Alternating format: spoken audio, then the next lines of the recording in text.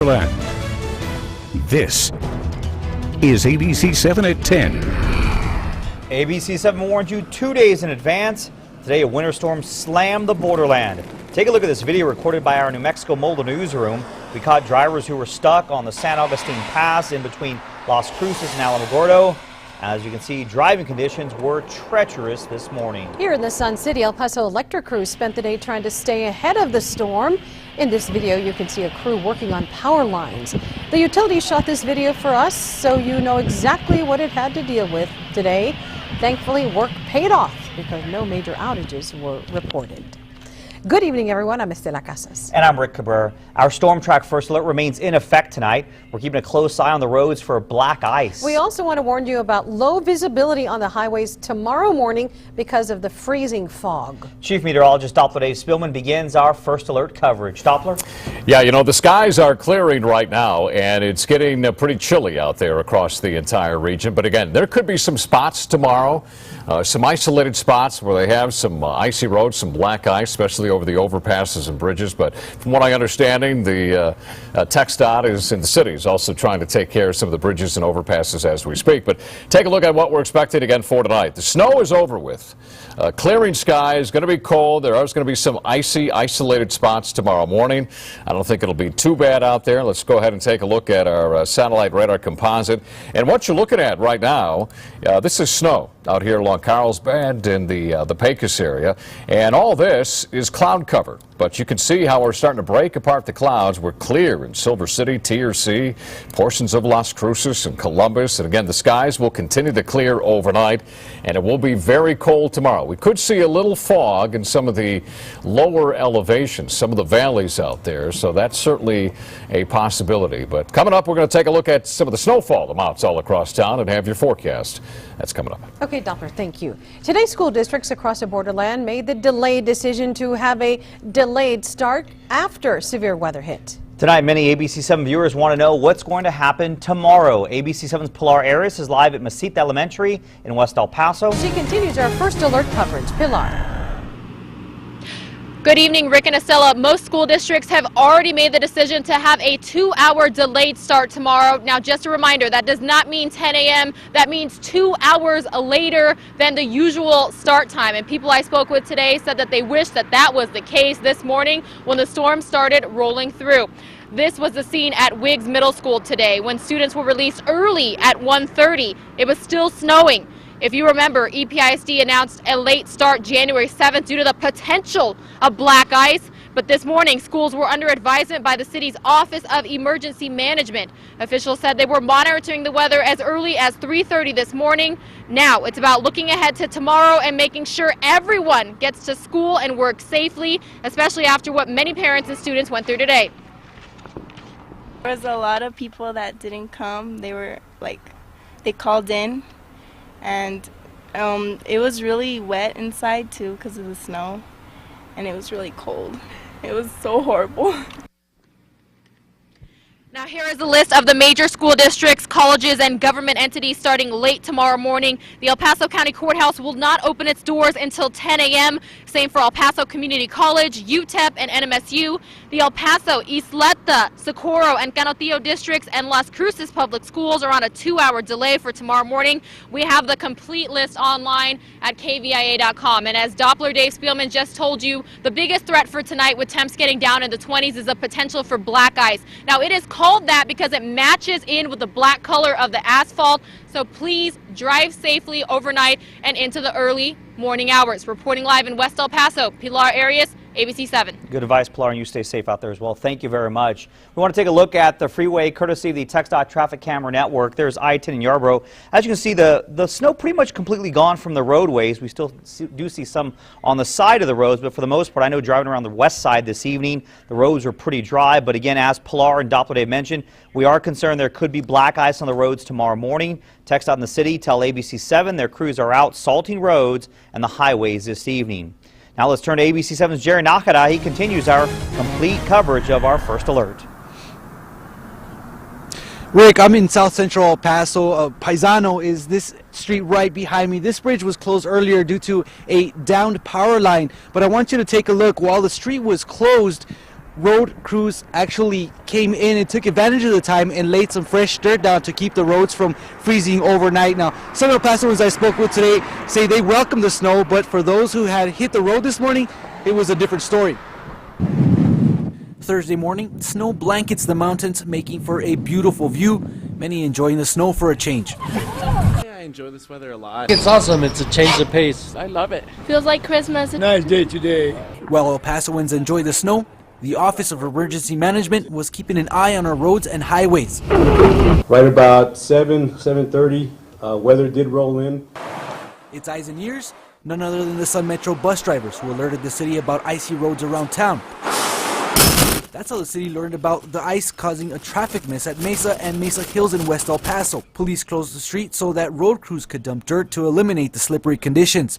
The city also closed Trans Mountain Road and Fred Wilson in the northeast. And now that the snow has melted, the attention turns to puddles of water that could freeze overnight, turning into black ice. Ice on the road, possibly to blame for this rollover near Anthony. Thursday afternoon, the city shut down this stretch of the Paisano Bridge because of the downed power line. Road crews took advantage of the closure to salt the bridge. Ted Marcus with the Department of Transportation has some simple advice for drivers. We recommend that if you don't have to go out, don't go. Delay, trip to the store until the next day.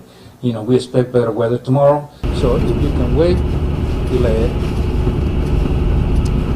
City officials tell me for the most part the road crews have stopped their operations, but they tell me that they will be back maintaining roads tomorrow at 3 in the morning if necessary. Rick, back to you. Jerry Najera reporting live tonight. Thank you, Jerry. We want to show you some video recorded by an ABC-7 employee this morning at Scenic Drive in Central El Paso. When she arrived at the gate, she had to turn back because it was closed to drivers. Moments ago, ABC-7 called the El Paso Police Department's Regional Command Center in Central. The desk officer told us Scenic Drive will remain closed overnight and possibly early tomorrow morning. Remember, you can stay up to date on Good Morning El Paso beginning at 5 a.m.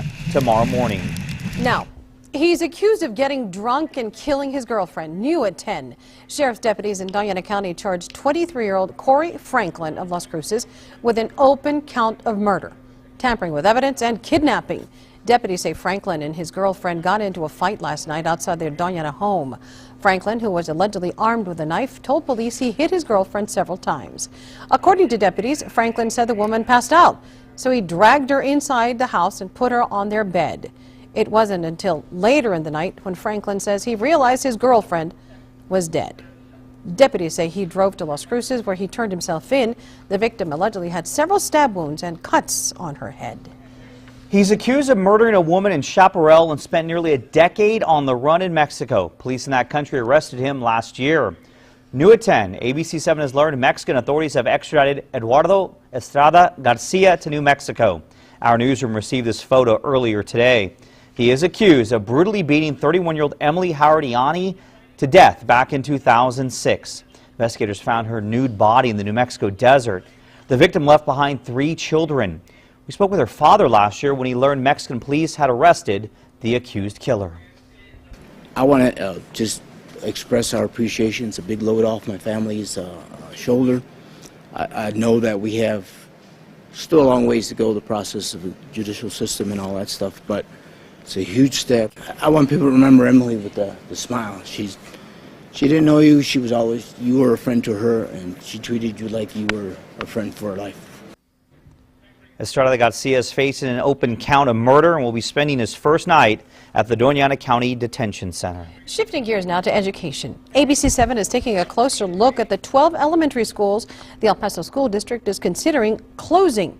Our Maria Garcia has perspective you'll see only on ABC-7. Let's start by taking a look at student population of EPISD. This shows the number of students living in a square quarter mile. Now, the light blue areas are the least dense areas with fewer than 150 students within a square quarter mile. The purple are the most dense areas, and these areas actually have up to 4,500 students per square quarter mile. And look how few areas actually have a lot of students. Some right here in Central El Paso, just 1 1 or 2 on the west side and then 1 in the northeast here, which means there just are not a lot of areas within EPISD that have a lot of students living close together in one area. Let's move on to the dozen elementaries El Paso ISD is considering closing. These are the boundaries of the affected schools, what's green on your screen right now. And the number you see there, that percentage, represents the projected capacity of that school by 2020. Some of them are really low. For example, Vilas Elementary over here next to downtown El Paso. By 2020, EPISD believes this school will be used at only 50% capacity. Bell Elementary, 65%, also in central El Paso. MacArthur Elementary, 60%. So that's not the case for all of them, though. Look at Travis Elementary. That school is pretty full at 95% capacity, and the district thinks it's going to stay at 95% capacity by 2020. Yet it's still possibly closing. And district officials say that's because it's not just about population, but also about community feedback. And some schools got more support than others, they say. Plus, they say geography plays a role. Wherever there was an actionable alternative presented, that was pursued. But there's simply, as you heard, we have geographical constraints because of our mountain, because of our air base, because of highways. It's very difficult to configure this. We're going to continue this conversation this Sunday night on ABC-7 Extra. Joining us, President of the Board of Managers, Dee Margo, and EPISD Trustee in Waiting, Susie Bird. Maria Garcia, ABC-7. And back to our coverage of today's storm. Today's snowfall gave some students at Burgess High School the chance to enjoy a day outside the classroom. They told us they were trying to prove one of Isaac Newton's laws, but it looks to us like they were just having fun playing War of the Week, that style. Students say they wish we could get more snow in El Paso so they can have more tug-of-wars outside. Yeah, it's really nice. It's real fun. It's really cold, but it's really pretty. At the beginning of the year, she told us that if there was going to be a snow day, we'd come out here and do tug-of-war to prove Newton's laws of physics. So, yes, that's why we're out here. Okay, well, sadly, there is still a lot of snow, just not on most streets, but it will still be very cold tomorrow, as you've been hearing, and that's why a first alert remains in effect. Doppler Dave Spielman is standing by with a look ahead to your accurate and reliable storm truck weather forecast. Doppler. Yeah, you know, it's going to be cold tomorrow. A lot of us going to be dropping down into the teens and low 20s, plus we could see some spots where we do have some icy roads, some black ice here and there. I don't think it'll be too bad, but we'll talk more about it coming up after the break.